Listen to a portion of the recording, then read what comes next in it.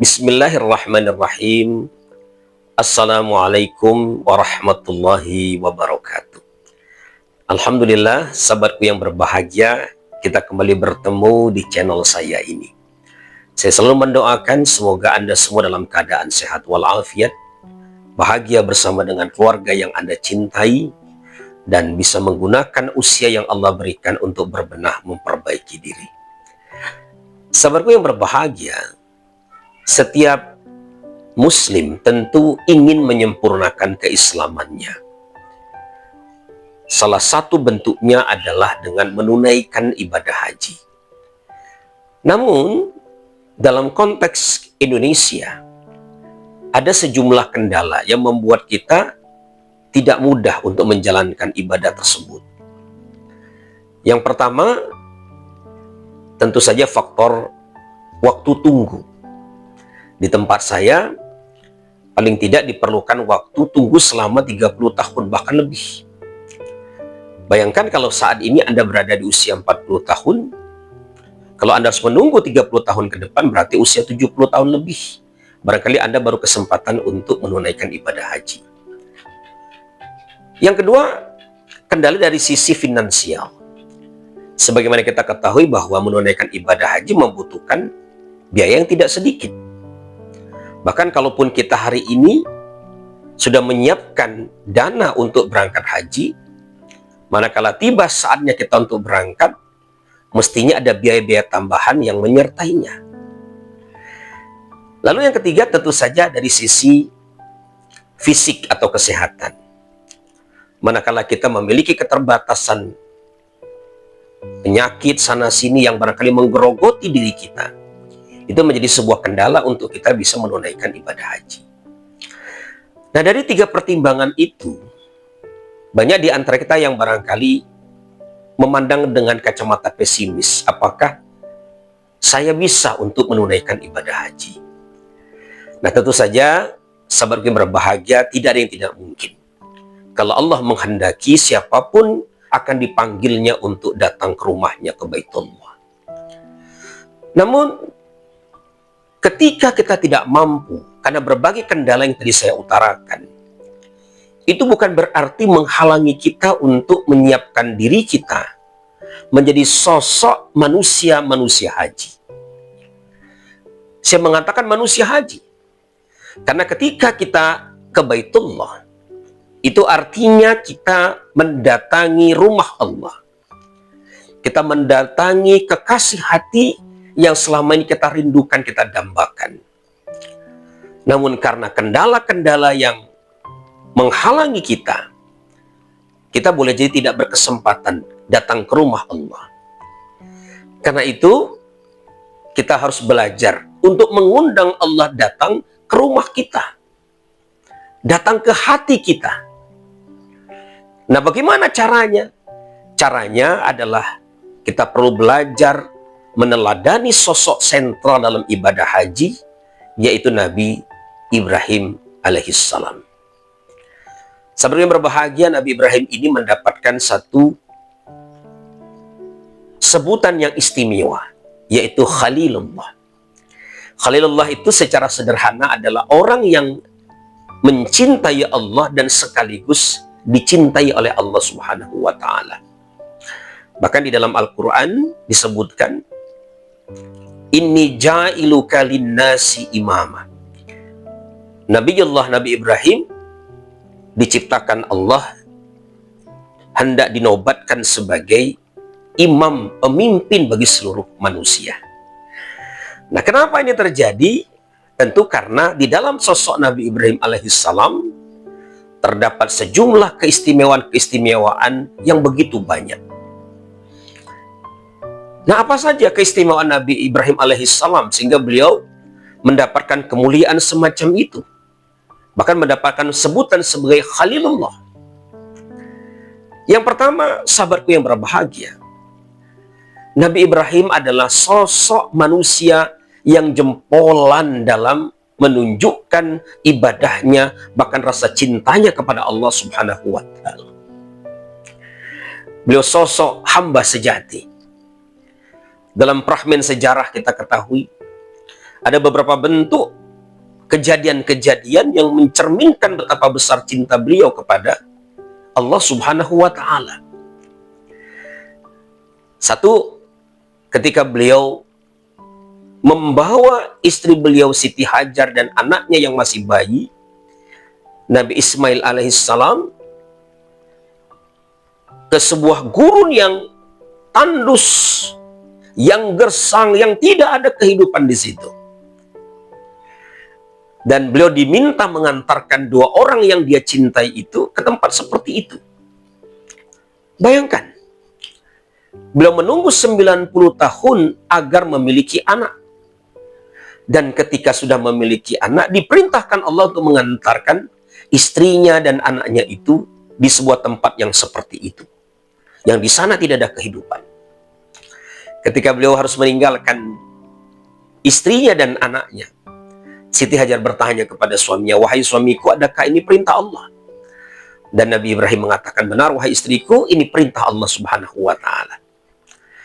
Nah, kita ketahui setelah itu ada peristiwa yang kita kenal sebagai sa'i, di mana Siti Hajar sudah tidak mampu lagi memberikan makanan, memberikan air susunya kepada Ismail yang masih belia.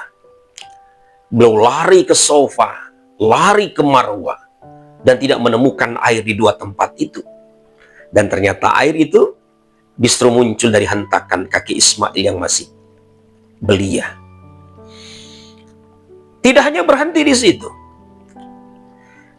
Ketika kemudian Ismail tumbuh menjadi remaja, usia 13-14 tahun, dalam mimpinya beliau diperintahkan oleh Allah untuk menyembelih anak yang demikian dia sayangi itu.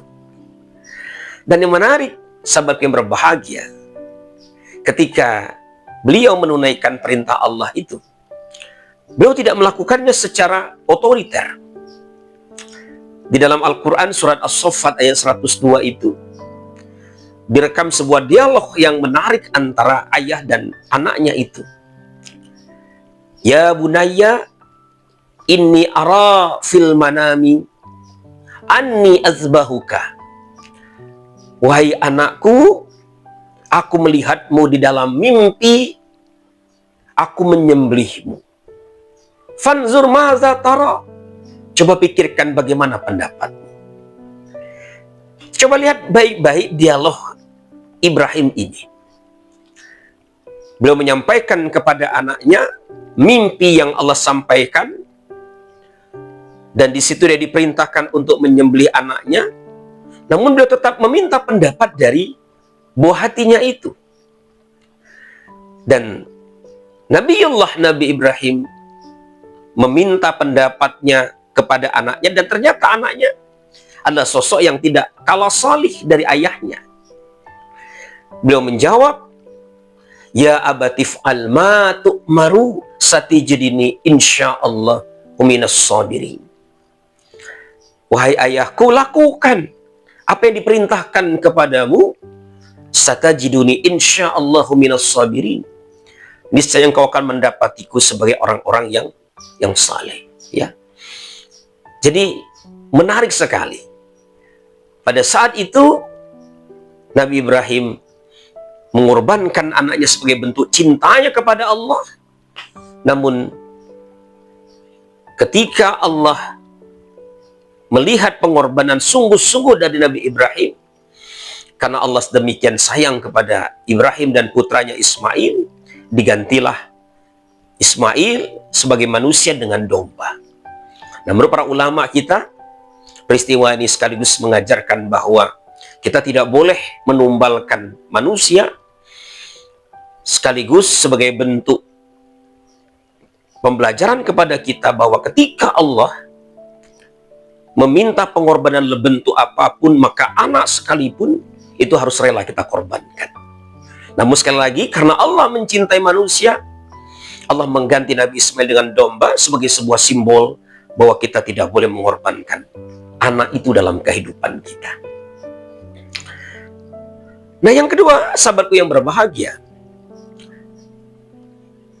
keistimewaan lain dari Nabi Ibrahim alaihissalam itu adalah perjalanan spiritual beliau untuk menemukan Allah yang luar biasa.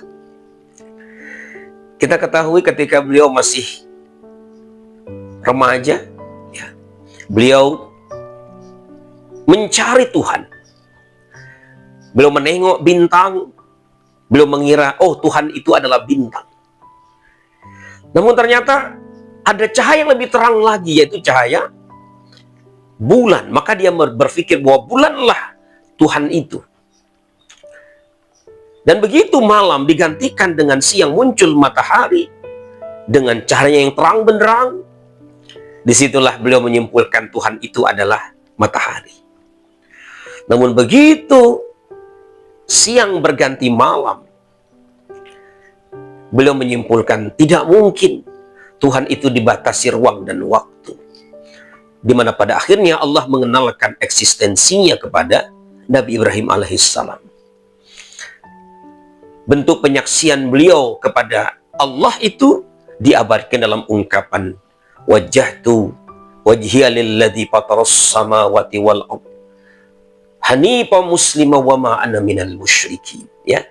Nah, ungkapan ini kemudian diabadikan dalam doa iftitah yang kita baca pada saat menunaikan sholat 5 waktu. Tidak hanya berhenti di situ. Nabi Ibrahim tidak hanya mencoba mencerna dengan nalarnya, dengan intelektualitasnya, seperti apa eksistensi Allah itu. Bahkan di ayat yang lain, beliau bahkan meminta pembuktian kepada Allah tentang seperti apa hari pembalasan itu. Di dalam Al-Quran surat Al-Baqarah ayat 260, ada sebuah dialog yang direkam dengan baik tentang bagaimana Nabi Ibrahim meminta kepada Allah, menunjukkan kepada beliau seperti apa Allah menghidupkan makhluknya yang sudah mati. Rabbi arini kaifa tuhyil mauta. Ya Tuhanku, tunjukkan bagaimana caramu menghidupkan makhlukmu yang sudah mati. Allah pun bertanya, awalam tu'min, apakah engkau tidak meyakininya wahai Ibrahim? Nabi Ibrahim kemudian menjawab, bala walakil yatma'inna qalbi. Bukan demikian, saya yakin akan hari pembalasan itu. Saya yakin kepadamu ya Allah. Namun agar mantap, makin yakin hati saya ini. Nah, kita ketahui pada ayat selanjutnya digambarkan Nabi Ibrahim kemudian disuruh mencari 4 ekor burung. Beliau sembelih, beliau cincang-cincang, dia campurkan sedemikian rupa, dipisahkan di 4 penjuru. Kemudian oleh Allah diminta beliau memanggil ke-4 ekor burung yang sudah disembelih dan dicincang-cincang itu. Apa yang terjadi? 4 ekor burung yang semula sudah mati itu kembali hidup. Darah yang berceceran, daging yang berserakan, tulang yang bercampur baur menyatu kembali menjadi sosok burung-burung yang mendatangi Nabi Ibrahim alaihissalam.